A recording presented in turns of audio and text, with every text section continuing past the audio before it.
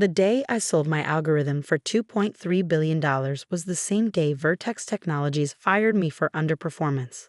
I watched from a corner table at Luciana's Café as their stock plummeted 43% in a single trading session, erasing $12 billion in market value in just 6 hours.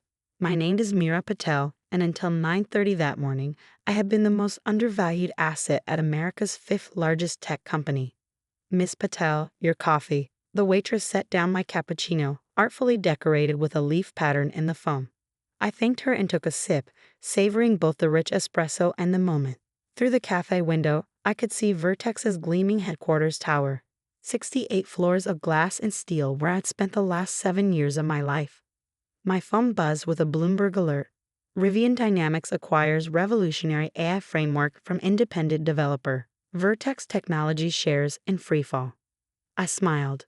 The article wouldn't name me yet. That announcement would come tomorrow. For today, I was content to watch the chaos unfold anonymously. 7 years ago, I joined Vertex fresh out of MIT with a dual PhD in computational linguistics and machine learning. I had turned down offers from Google, Microsoft, and 3 promising startups because Vertex's CEO, Lawrence Chen, had personally recruited me, promising resources, creative freedom, and the chance to build something revolutionary. "We're going to change the world, Dr. Patel," he'd said, leaning across his immaculate desk. "And I want your mind to help us do it." For the first 3 years, Vertex kept its promises. I built an exceptional team, developed breakthrough natural language processing models, and delivered innovations that drove Vertex's AI assistant, Nexus, to market dominance. Then everything changed when Lawrence stepped down and the board appointed Edward Griffin as the new CEO. Griffin had come from a management consulting background, not tech. He believed in quantifiable deliverables and optimization metrics. Within months, he had transformed Vertex from a company that valued innovation into one obsessed with quarterly numbers. My first meeting with Griffin had been a harbinger of what was to come. "Impressive background, Dr. Patel," he said, not looking up from my personnel file. "But your department's expenditures are concerning. 27 researchers for speculative projects with no immediate commercial application." "These aren't speculative projects," I explained. "We're developing the next generation of machine learning frameworks that will revolutionize how AI systems understand context and nuance. The commercial applications are enormous, but the fundamental research needs—" Yes, he interrupted, finally looking up. "Everyone believes their project is revolutionary, but shareholders expect results now, not theoretical benefits someday." Within weeks, my research budget was cut by 60%. 5 of my most talented team members were reassigned to commercially viable projects, enhancing targeted advertising algorithms and developing surveillance systems for Vertex's government contracts. I fought back, securing meetings with board members, presenting data proving the long-term value of our research. For a while, it seemed to work. I was given a small team and modest resources to continue what I considered the most promising avenue of our work, an adaptive learning framework I called Synaptic. What Griffin didn't know, what no one at Vertex knew, was that I had been developing Synaptic on dual tracks. The official version, documented in Vertex's systems and shared with my team, was progressing steadily but unspectacularly. The version I worked on nights and weekends on my personal equipment was evolving into something extraordinary. It wasn't about stealing intellectual property. The fundamental research had been mine before I joined Vertex. The company owned specific applications and implementations, but not the core theoretical framework. I had been careful about that in my original contract, a detail that apparently no one in the current leadership had bothered to review. Synaptic was my life's work, an approach to machine learning that enabled AI systems to develop genuine contextual understanding rather than statistical approximations. In practical terms, it meant an AI that could truly comprehend human communication, including subtlety, emotion, and cultural context, rather than just mimicking understanding through pattern recognition. The implications were staggering: medical diagnostic systems that could interpret not just symptoms, but their complex interrelationships, financial models that could identify potential crises before traditional indicators appeared, educational platforms that could adapt perfectly to each student's unique learning style. But Griffin couldn't see beyond the next quarterly report. To him, my work was a cost center, not an investment in the future. The situation deteriorated over the next 2 years. My team was gradually reduced to just 3 researchers. Our office space was relegated to a windowless area near the building's core. The message was clear. We were being slowly suffocated. Despite this, we made remarkable progress. Synaptic evolved from theory to functioning prototype. In private demonstrations, it outperformed every existing AI framework by orders of magnitude. It was time to present our breakthrough to leadership. I scheduled a demonstration for Griffin and the executive team, confident that once they saw what we created, they would understand its value. The morning of the presentation, I arrived early to find my keycard deactivated. At reception, I was directed to HR. "I'm afraid we're eliminating your position," Dr. Patel said. Vanessa Myers, the HR director who had recruited me 7 years earlier. She couldn't meet my eyes. "Mr. Griffin has determined that your research division hasn't met performance benchmarks." On her desk sat a termination package, 6 months severance in exchange for signing a comprehensive non-compete agreement and surrendering all claims to intellectual property developed during my employment. "May I at least present our findings to Griffin before this is finalized?" I asked. "We've achieved a breakthrough that will transform Vertex's market position." "Mr. Griffin has a very full schedule today," she replied, sliding the paperwork toward me. "He asked me to express gratitude for your contributions and to wish you well in future endeavors." I left the severance package unsigned on her desk, collected my personal belongings under security's watchful eye, and walked out of Vertex Tower for what I thought would be the last time. That night, I contacted Rivian Dynamics, Vertex's most formidable competitor.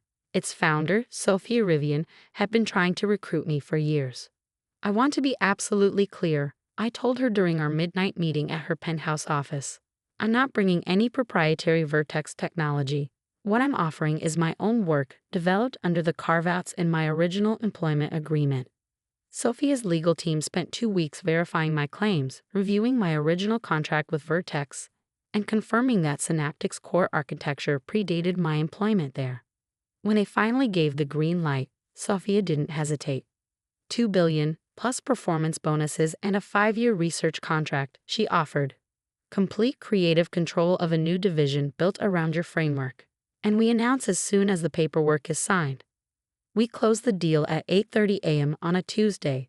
At 9:30 a.m., as I sipped my coffee at Luciana's, Rivian's press release hit the wires. By noon, Vertex had lost more than a quarter of its market value. By closing bell, analysts were questioning whether the company could survive losing such a critical competitive advantage.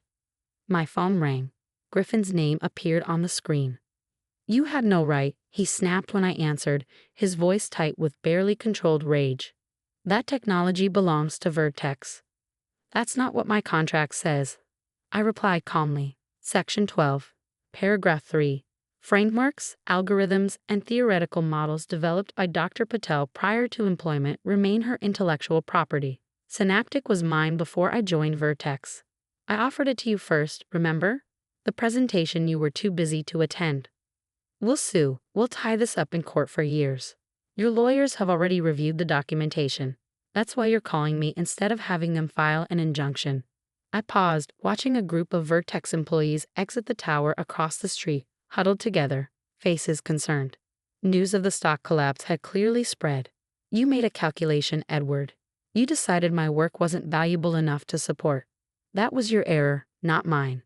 3 months later, I returned to Vertex Tower, not as an employee but as its owner. Rivian Dynamics, with Synaptic as its crown jewel, had seen its valuation soar. With Sophia's backing, I led a hostile takeover of Vertex, whose stock had never recovered from its initial collapse. The boardroom where I had once pleaded for research funding now fell silent as I took the chair at the head of the table. Most of the faces were new. Griffin and his allies had been ousted weeks earlier, but a few veterans remained, including 2 who had supported my work in the past.